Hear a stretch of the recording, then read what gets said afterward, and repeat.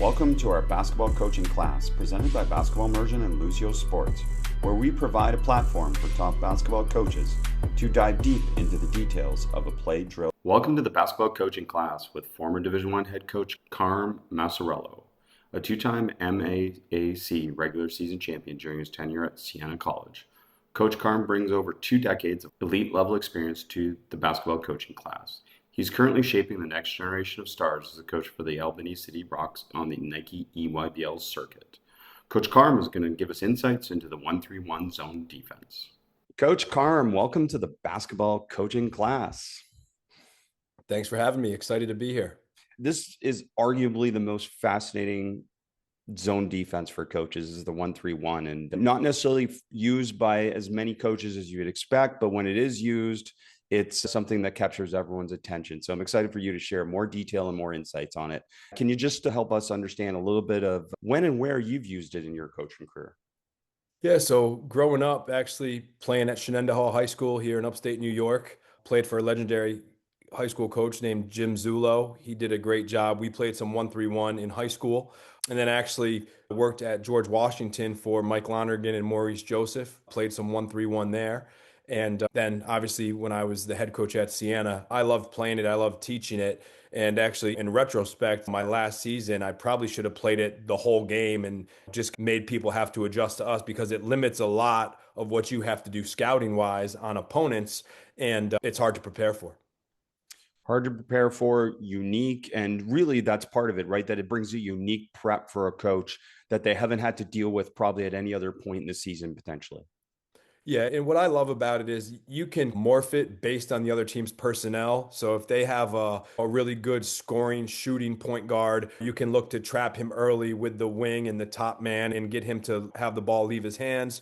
If they have guys that really aren't shooters, now you can really play off them, similar to a man-to-man where you're not going to run and close out to a non-shooter. You don't have to shift your 1-3-1 when the ball gets to a non-playmaker. In essence, you're making guys have to make plays that aren't comfortable making plays. It also, like you said, it makes the opposing coach have to figure out things to do. And then what you can do is, say you have a really agile center at the nail position at the foul line, you can funnel a ball handler to him, and then you can peel switch from the top, and now you're matched up and you can almost finish the possession in man-to-man. So there's a lot of things you can do that can keep you in games, can change pace, and also limit a good transition team as well, because you can stop the ball early after made baskets too.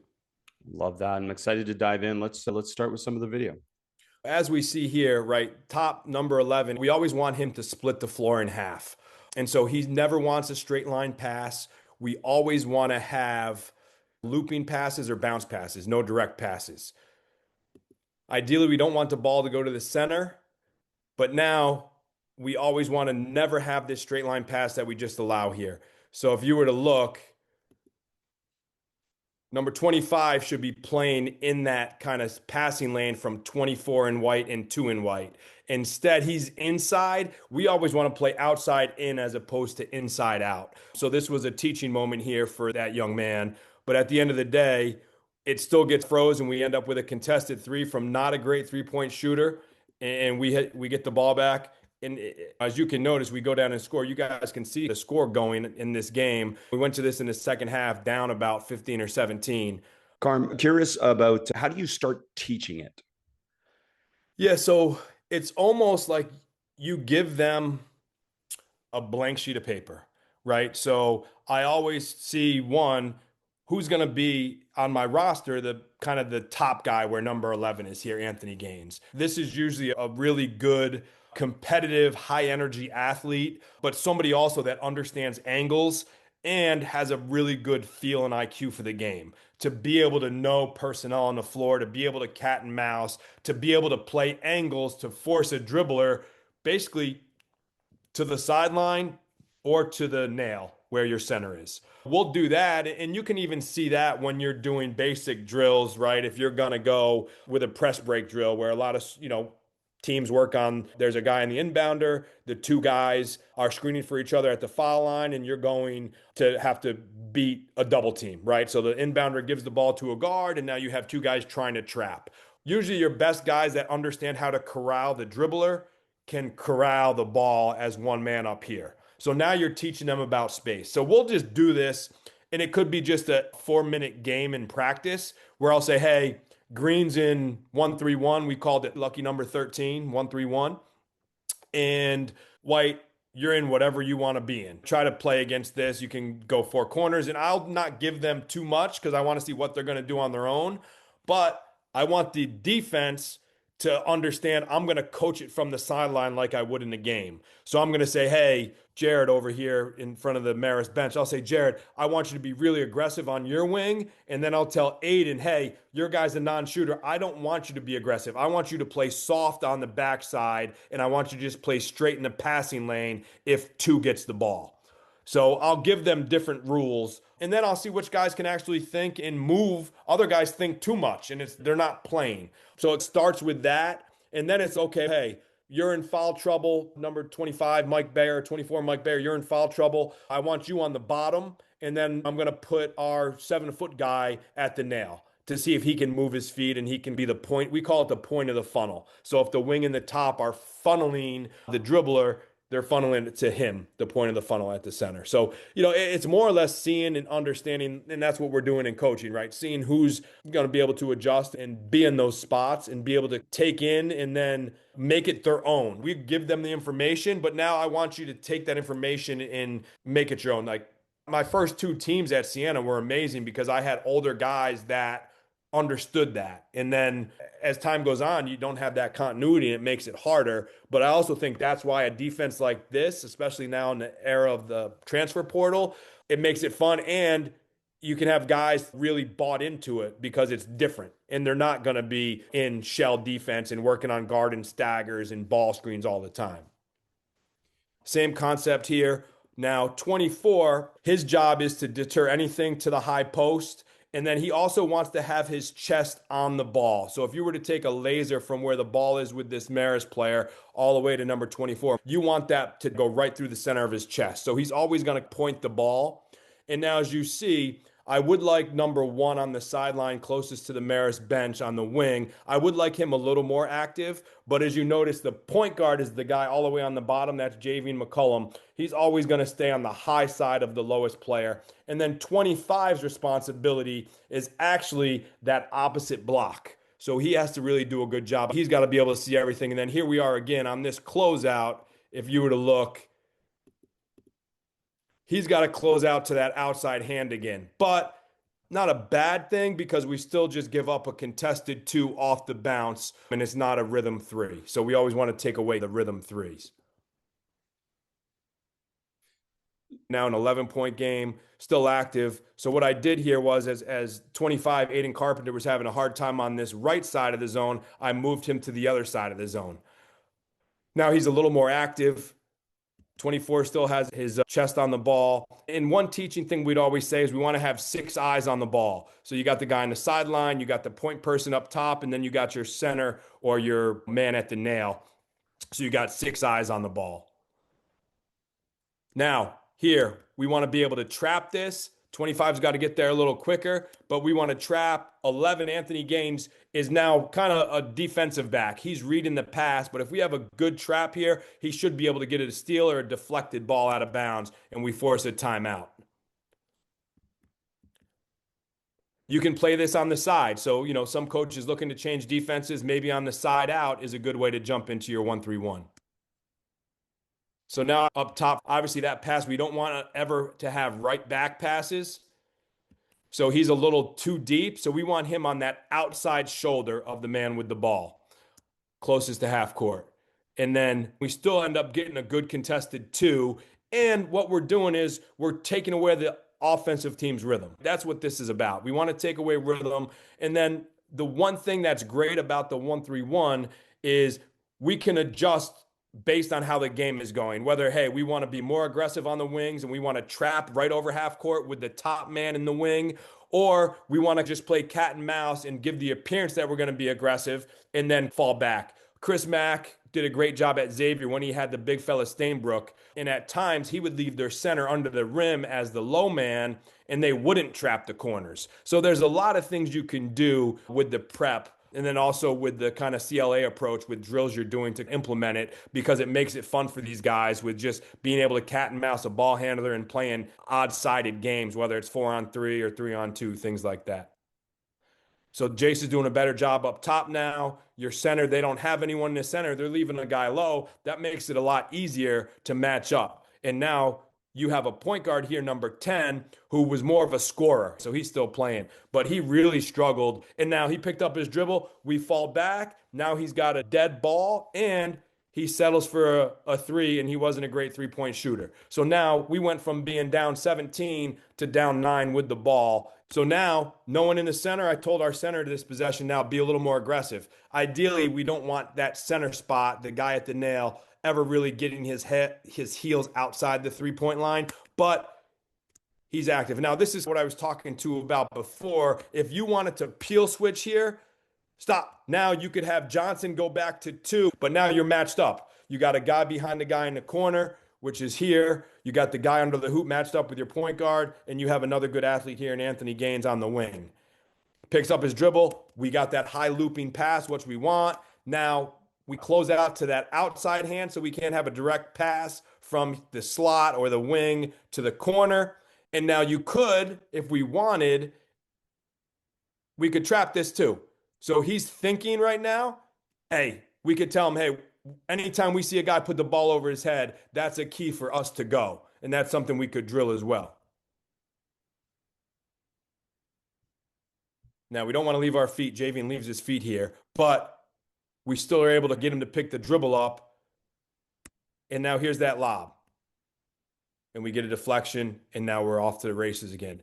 That's another thing, right? This is a good defense to fuel your transition because you naturally have your wings out wide and you have your point guard usually on the bottom. And then the biggest thing is to have your top man make sure he rebounds and not leaks out. You know, when we were at GW, Yuta Watanabe, who played in the NBA for a number of years, did a great job being on top for us. Here's a little good vantage point from this camera angle. And we get a kick ball. So anytime we can get a deflection, anytime we can throw off rhythm, we want to do that. Side out again. Here, he lets them out of the corner. We never want to let guys out of the corner because it could lead to a bang-bang three in the opposite corner. And that's something we never want to have happen. But that guy actually cut. And then you got to watch out. That's one thing teams will try to do is really duck in your bottom guy if they have their center low. So you really have to work fronting the post with that guy. So it strikes me that one of the values of the way that you're teaching it is, and really to get good at this, it's experiential knowledge, right? It's not like you can choreograph every situation. There's not a ton of like non-negotiables as much as it is, hey, read these angles, read these positions, and try and anticipate what they're going to do to be able to, as you said, make them throw under, make them throw over. And same thing is you're getting ready and you're basically a man-to-man team. Your team has to know which guys you want to call them Currys or the shooters, and then which guys are the Rondos or which guys can't shoot, and then which guys are the LeBrons or the Lucas or however you build your scouting department. And now it's like, hey, my point guard's in the back. Coach, do we really have to go trap the corner when it's going to this guy that has a 24% from three and he doesn't even take one a game? I said, no, we don't. That's great. But you got to make sure all you guys know that. And we call something when the ball goes to him in the corner. Maybe we're yelling fire or we're yelling red or we're yelling hot. And now we're short closeout, but you still have to go because we don't want him just to have a complete straight line for the basket. But maybe we're melting back and the guy that's on that wing is going to take away the guy on his wing and back up. And you're just going to stop maybe 2 steps outside the block. And now you got to get ready to play man-to-man defense for a second because he's going to drive it at you. But he's not a great free throw shooter either. Maybe it's a 5-point game, and instead of fouling, we want to entice the ball to go to this guy in the corner. He's not going to shoot a three, and maybe he's going to drive it at us. And then maybe we want to foul him when he drives it 2 dribbles. So I think there's a lot you can teach, and I think there's a lot you can carry over to just teaching the game in situational basketball as well. But yeah, it's all about that experimentation and getting the guys comfortable with the uncomfortable. You can kind of trap the dunk area, the short corner. Teams will try to force that if they see somebody open.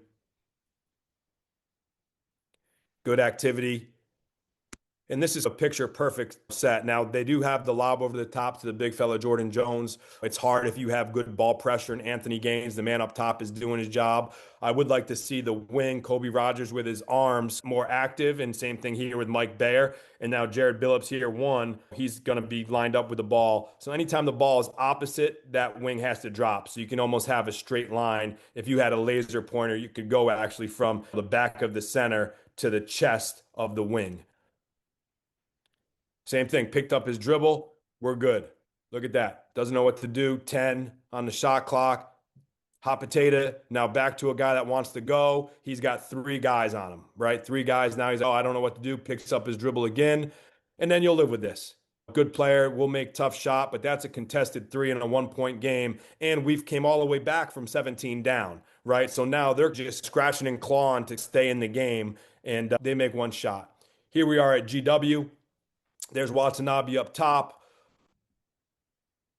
And now this one isn't as aggressive. As you can see, this was in the second round of the CBI. Same thing, we want to be aggressive here. Ronaldo Toro down in the bottom has to come out. Jordan Rowland up here, we want him to really put more pressure and force him down into the corner. And then we got to be able to block out on the backside. Another clip. Same thing from the side out. A little more active. Good. Yuta does a good job here. Just being active, using his length and getting out to that passing lane. So now this guy has to go all the way back here. And now it's a looping pass as well. Jordan comes up. Arnaldo still has his chest on the ball. And they try to throw over the top, and we get a nice steal. So this was the game before that UIC game. Same thing, less aggressive. This is against Toledo. Coach Kowalczyk still there. Does a great job. Now, this is a little different, so you'll be able to see two and make adjustments, but now they got two guys on top. Basically, all five guys are above the free throw line. Hey, that's fine. So we have Tyler Kavanaugh, who's our back man here. He steps all the way up, and now we're in good shape because they're not using the full floor. Ideally, more times than not, four corners.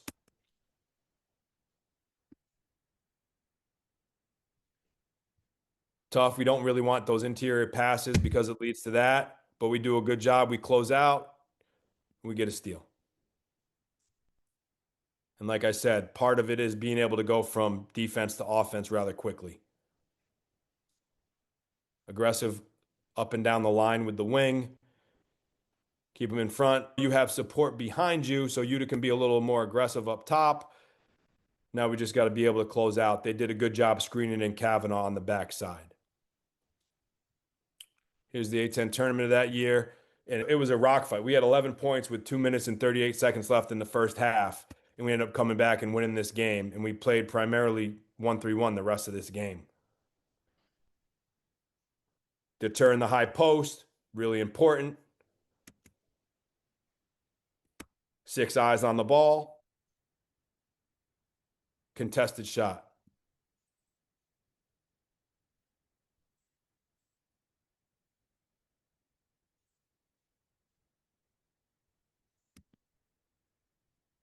Good job. Slow bounce pass. Sees length and bodies. Center gets back in front at the nail. Got a chance to get a trap. Steps out of bounds.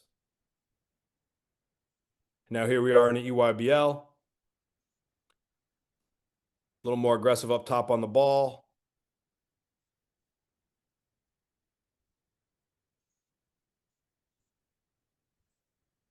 And actually, this is the only team we never matched up well with. Why not always had our number that season?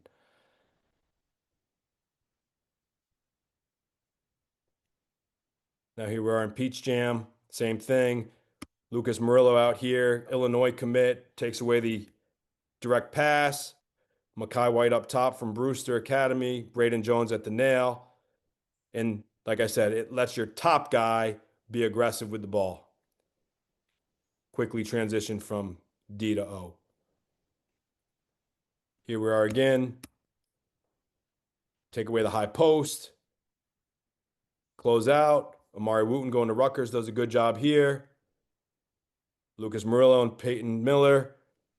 Now they stay aggressive and they force him into a bad pass. Clock's winding down, get a trap in the corner, skip pass, out of bounds. So just being able to make teams uncomfortable. But your center's active, comes off the middle, force a turnover. And then we, obviously, as Chris, as you coach, it's always you never dribble a steal, right? You steal it, you pass it. But Braden does a good job staying with the ball, and we force a contested one out of bounds. Here we are again. Peyton's up top, splits the court in half. Now, hey, that's great. They got 2 guys, 3 guys in non-scoring areas. They throw a skip. They're trying to get organized. The clock's ticking. Over here, Lucas does a good job bluffing and then retreating and using his length on the retreat. Then you got to be able to box out. The best part for me is it's really fun to coach. You get guys just tired of the same man-to-man concepts. But I do think you do have to teach man-to-man principles. You do have to teach your closeout principles. And then there's different breakdown drills you can do. If it's your bottom man coming from the hole in the rim to the corner, right? He's got to close out and force that guy back middle because that wing is coming to put pressure down and you're coming to trap the corner. So you can work on skip passes to corners. You can work on traps and then them throwing that ball diagonal. And now you have your guy that was on the opposite wing closing out to the outside shoulder on that skip pass, if he's even able to throw it. And it shows too, great traps, especially in those areas of the floor, lead to steals and turnovers. Love that. Talk to us a little bit about scout modifications. You've mentioned that already. Where do those modifications usually happen, and what are some of those modifications? Yeah, so a lot of times they'll happen whether it's right before the game, if a coach changes a lineup, or they'll happen at like the first media timeout, or sometimes on the fly, like on a free throw, where it's like, hey, they subbed in their backup center who, is just a big body and he's a bruiser, and they have to put him at the high post. Now I may tell our guy at the nail, I may say, hey, now don't take away that pass. Let's entice the ball to go here because his assisted turnover ratio is astronomically bad. Let's let him have the ball here and you play behind him and give him a short closeout. And now he's either going to travel, he's going to throw up a hope shot, and now that coach has to think about taking that guy out of the game. And now when he takes him out of the game, maybe we can change defenses. Or maybe we can stay in the 1-3-1 and readjust and say, hey, now Mike Bayer right here, you're back to playing our normal lucky 13 defense where you're going to make sure you're deterring the high post. But when 55 goes in the game, let's make sure we're saying, hey, we're staying closed on ours and we're letting him have a touch. So we would call that something. And then it's, hey, scouting too. Some teams like to ball screen the top man, right? Some teams, and you always have to give your guys different looks. And I think that was one thing I made a mistake on my last season at Siena, or my last 2 seasons actually. I went from being all scout based and putting teams in how we guarded them based on what they struggled with. I went with more, hey, this is our program. We're only going to guard it this way and that way. And I think when you can guard things and show your guys more looks and get them comfortable on both sides of the ball, it gives you more weapons to win games, because at the end of the day, now no one cares if you're really steadfast in your principles. You got to win games every year. But so we would have, hey, number 11 is going to get screened here on the backside, and maybe number 24 is going to get screened on the outside. How are we guarding that? So I would let the offense do that. I would see what my guys would do first instinctually. And if it was, hey, let's do that. I like what you guys did there. So maybe we go under and then we come up and we trap, or whatever it may be. So I really think just giving different situations. And I also think that's where having a great staff comes in too, because you want to have your defensive coordinator, your offensive coordinator have different things, right? You're giving them ownership of that area. And I'm like, hey, Coach X, we're going to play against the 1-3-1, come up with 4 different looks that we haven't seen yet that you're going to run on offense with the white team.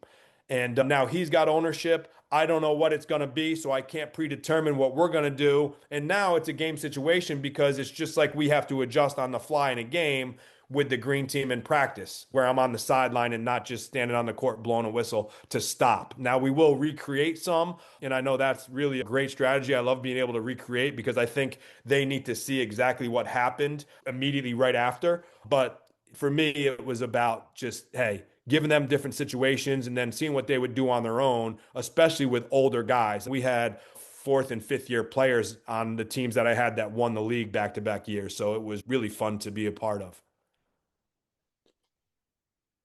Obviously, being someone who's used this extensively at many different levels, this question becomes an obvious one for me is how would you attack a 1-3-1? Yeah, I love you have to collapse the zone. You have to attack it a little bit down the sideline to back it up a little bit. And then I would play behind it and then I would try to play into the center. But I do like the four corners. I do being able to ball screen the top and sending guys along the baseline and ducking a guy in at the block. I think if you can have a guy on the baseline running side to side strategically, I think if you can have the other guy going block to block, and then your other three guys, I like a triangle up top. So you got guard and then man at the high post because you want to make the defense have to cover that up and take that away because it creates other driving and passing lanes. When you don't have anyone at the high post, you're giving the defense a chance to have a break and to really focus on the perimeter, which is why you're playing it. Awesome. Really good. Anything else that you want to cover? No, I just think if you can have multiple ways to play it. So number 11 was a great athlete. He was really good on-ball defender. But if you have maybe a smaller guard, right? The lower Division I schools, they're not able to get to 6'5" point guards all the time, right? Like you may have a guy that's a little smaller. You can use him and he can pick up full court man-to-man until it gets to half court. Then he can lay off.